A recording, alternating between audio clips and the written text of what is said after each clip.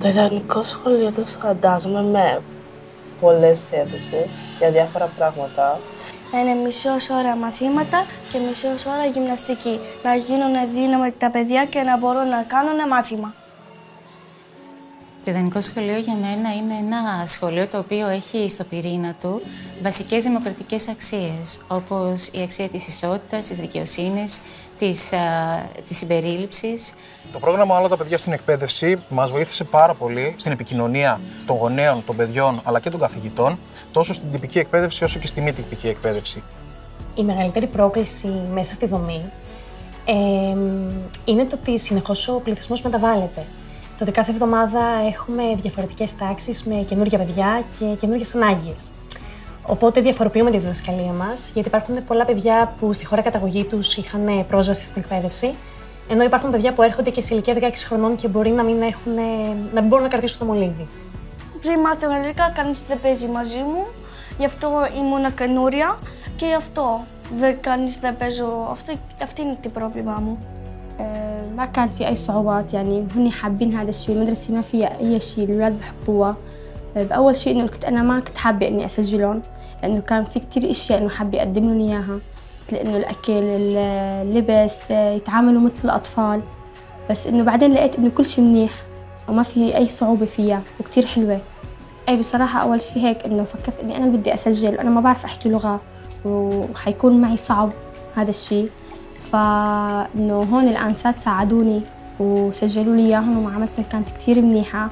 بالبداية كنت حاسة إنه خوف ويعني إنه صعب إني أنا أفوتهم مدرسة وكيف بدي أتعامل معهم كيف بدي أدرسهم شو الطريقة اللي بدي أعمل فيها معهم بس هون فهني كانوا كمان عم بيساعدوني بكل شيء وما حسيت بأي توتر كان كل شيء حلو.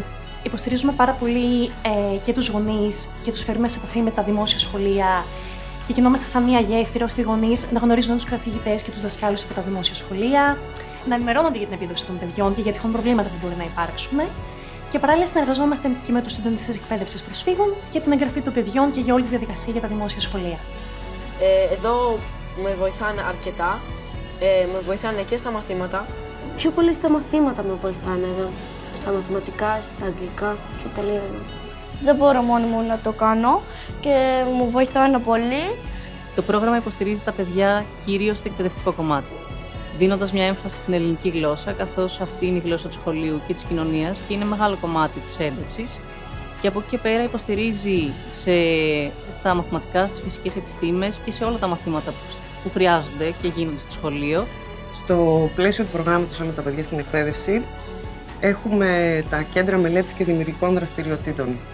Πρόκειται για κέντρα όπου εκτός από τα μαθήματα που κάνουμε ελληνικών, αγγλικών και γενικά υποστήριξη της σχολικής εργασίας, έχουμε και ένα πλήθος άλλων δημιουργικών δραστηριοτήτων, όπως τις λέμε, με σκοπό να υποστηρίξουμε τόσο τα παιδιά όσο και τους γονείς στη ψυχοκοινωνική τους, ας πούμε, πορεία. Να αναπτυχθούν ακόμα περισσότερο και να κάνουν ό,τι καλύτερο μπορούν.